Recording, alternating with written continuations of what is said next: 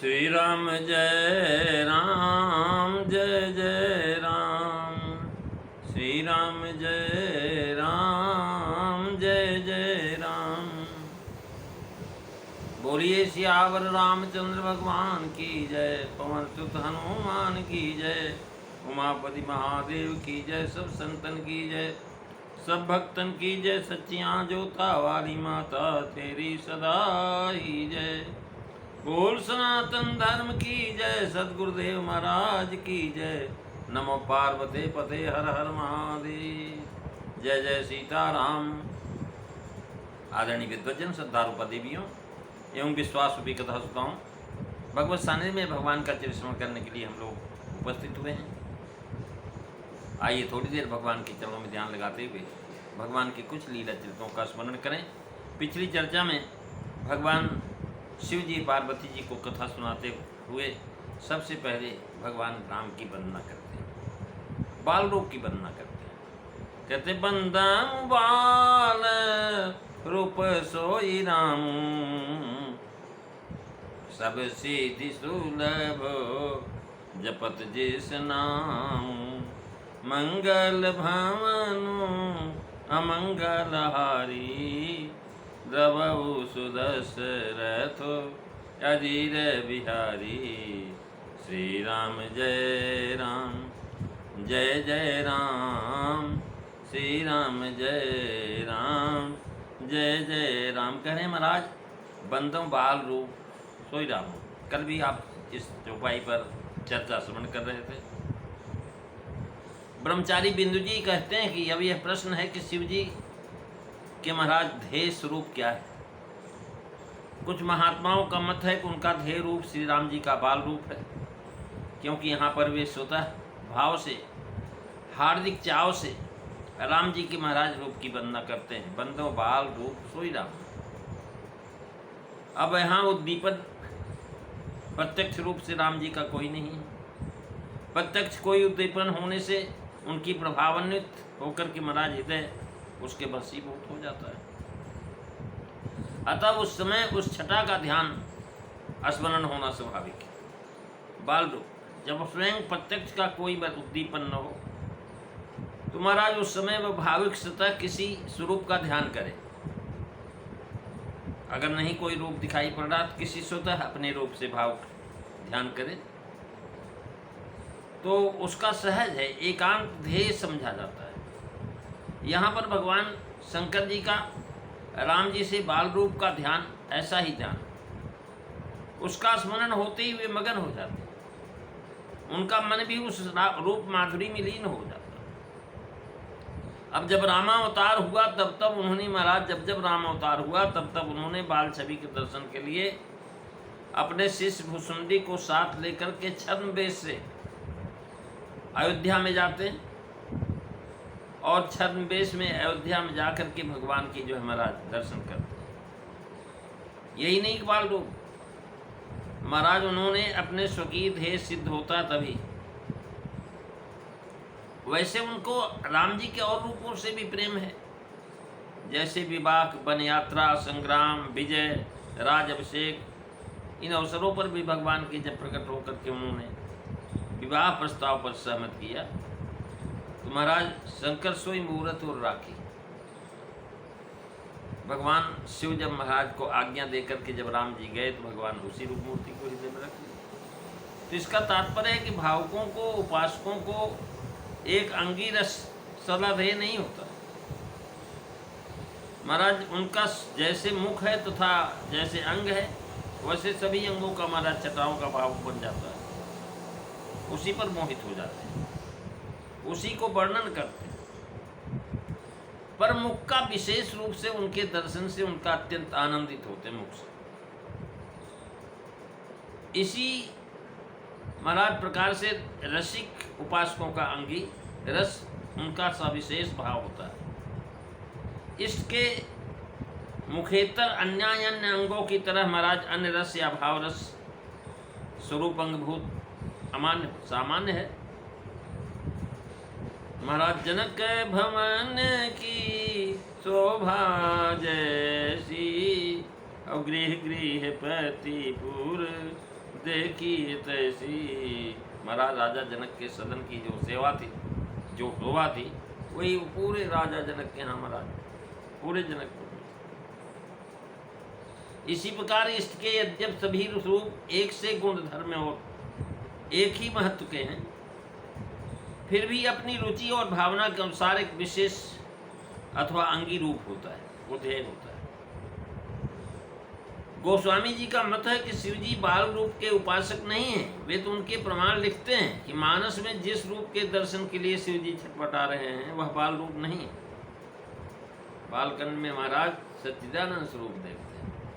जय सच्चिदानंद जग पावन, अस कही चले मनोजन साम।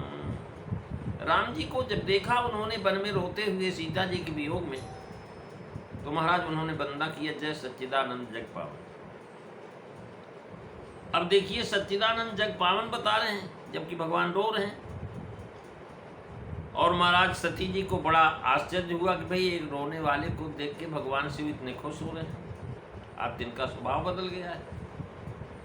भला ऐसे भगवान शिव जो रोते को देख नहीं सकते, आज रोते को देख करके खुश हो रहे हैं।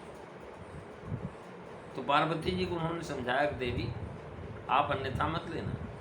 सोई मम इष्ट देव रघुवीरा, सेवत जाय महामुंदीरा। यानी जिसका कथन है वह बाल रूप नहीं है। प्रगटे राम कितक कृपाला, रूप शील बल तेज विशाला।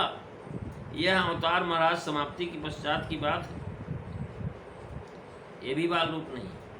शिव पार्वती के विवाह के समय महाराज शिव पार्वती विवाह के समय बैठे शिव विप्रन सिरनाई। महाराज भगवान शिव का जब विवाह होने लगा तो महाराज मंडप में बैठे तो सब ब्राह्मणों को प्रणाम किया।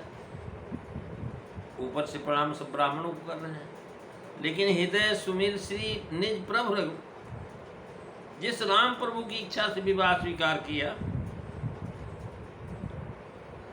और जिस मूर्ति को हृदय में रख लिया था उसी का स्मरण किया, ये भी बाल रूप नहीं। महाराज जयपद सरोज मनोज अरिवुर कह रहे हैं तुलसीदास, जयपद सरोज मनोज अरिवुर, सर सदैव विराजहि। ते पद पखारत भाग्य भाजन, जनक सब दुनु राजहि। जनक जी ने बाल रूप राम के पद नहीं पसारे। संपूर्ण मानस केवल एक बार ही बाल रूप का बंधन किया है। यहाँ पर बाल रूप का बंधन साफ प्राय है। गूढ़ार्थ चंद्रिका में महाराज सविस्तार इसका वर्णन। यह बंधन सती पार्वती भवानी के भ्रम को मिटाने के लिए ही किया है। महाराज महात्माओं ने दलीलों से स्वयं विचार करके जैसा उन्हें रुचा ग्रहण करें। कहते हैं कि महाराज चौपाइयों में स्वरूप लक्षण और परमात्मा का निस्वरूप महाराज कोई है नहीं, जो जिसको रचे वह वही कर ले। जैसे महाराज किसी वस्तु का लक्षण जो उसके स्वरूप को लेकर नहीं बल्कि उसके गुण को लेकर के धर्म अर्थ से लेकर के बनाया गया है। तो करें पार्वती जी ने प्रश्न किया कि निर्गुण ब्रह्म सगुण कैसे होगा। अब निर्गुण ब्रह्म सगुण कैसे होता है, अतः निर्गुण सगुण को समझाने के लिए शिव जी ने दोनों रूप कहे। पहला रूप यही है, झांटे सांचे झूठ जाए बिन जाने, और जे जाने जग जाए राई। इस शब्द से बता रहे हैं। करें भ्रूभान मध्य में महाराज भूनेत्र है, इसके मध्य में आधर श्वेत द्वीप में संतों का अनुभव होता है। यह केवल नेत्र सूर्य अग्नि आदि बुद्धि को संबित प्रवृत्ति कहते हैं। बाल रूप राम और किशोर रूप राम एक ही हैं, फिर भी बाल रूप के उपासक बाल रूप को ही इष्ट मानते हैं। यहाँ निर्गुण ब्रह्म का है, निर्गुण में ही जगत का भ्रम होता है। अतः बालक राम की उपासना से निर्गुण ब्रह्म की उपासना कही। निर्गुण सगुण में अवश्य भेद होता है। सगुण को महाराज किशोरावस्था मानिए, निर्गुण बाल्य अवस्था है। जगत में रहते हुए बीज प्रपंच से दूर वो बालक, ये निर्गुण निराकार उपासना, उसके अंदर कोई निर्गुण नहीं। बंदो बाल रूप सोई राम, और फिर आगे कहेंगे द्रवौ सु दशरथ अजित बिहारी। यानी यहाँ शब्दों में प्रकट कर रहे हैं, कवि जी लिख रहे हैं कि जे जाने जग जाए हिराई, तो जिसके बिना जाने जगत रज्जु में सर्प की तरह से दिखाई पड़ता है, और जिसके जानने से जगत स्वप्नमत्व है, जान पड़ता है। ऐसा कह कर के राम जी की वंदना करने का भाव यह है कि पार्वती जी के श्री राम रूप से भ्रम है, इसी से श्री राम जी की वंदना करते हैं। महाराज एक बार इनको उपदेश कर ही चुका भगवान, इनको बोध नहीं हुआ, अतः अब ऐसी कृपा करें कि मेरे अब की बार के कथन से इनका रूप आप ध्यान जान पड़े। भगवान शिव ने सोचा कि मैंने तो इनको प्रयास किया है समझाने का, सोई मम इष्टदेव समझेगा, लेकिन नहीं समझ पाए। हे प्रभु, आप ऐसी कृपा करो कि आपके जानने से भ्रम दूर होता है। यह बात स्वयं पार्वती ने आगे स्वीकार किया कि महाराज अब तुम कृपाल सब संशय हरेऊ, राम स्वरूप जान मोह परेऊ। ये कथा के अंत में कहा उन्होंने, महाराज आपने हमारा संशय दूर कर दिया, अब मेरे को राम का स्वरूप जान पड़ा। अब मैं प्रार्थना करता हूँ कृपा कीजिए कि आपका रूप इनको जान पड़े। भगवान से प्रार्थना करते हैं भगवान से कि हे प्रभु, आप ऐसी कृपा करो कि पार्वती जी को आपका रूप जान पड़े। इनको जानने, आपका रूप जानने से इनको आगे जन्म मरण दुख नहीं भोगना पड़ेगा। सब सुलभ जपत जिसनाम बिनाप्यर्थ समर्थ ही दात्मर्थम चतुष्टयम। महाराज ये श्लोक है, बिनाप्यार्थे समर्थ ही दात्म चतुष्टयम मंगलायत्नम तन्मे बाल्ये महाद्राविभाषितम। अर्थात बिना अर्थ के भी जो धर्मार्थ काम मोक्ष देने वाले समर्थ हैं, ऐसे राम जी का बाल्य अवस्था का भाषण मेरे लिए मंगल कारण। और यहाँ महाराज तक 6 चरणों का समन्वय एक साथ किया तुलसीदास। आज जो है हम यहीं पर चर्चा समाप्त करते हैं, अगली चर्चा अगली बार आप सुने कल को। उसमें भगवान राम को महाराज दशरथ के आंगन में विचरने वाले राम जी की वंदना करते हैं। मंगल भवन मंगलहारी द्रवौ सुदशरथ अजित बिहारी। इस चौपाई का भावार्थ आप अगली कथा में सुनेंगे। बोलिए सियावर रामचंद्र भगवान की जय। श्री राम जय राम, जय जय राम। श्री राम जय राम, जय जय राम। बोलिए सियावर रामचंद्र भगवान की जय। जय सीताराम।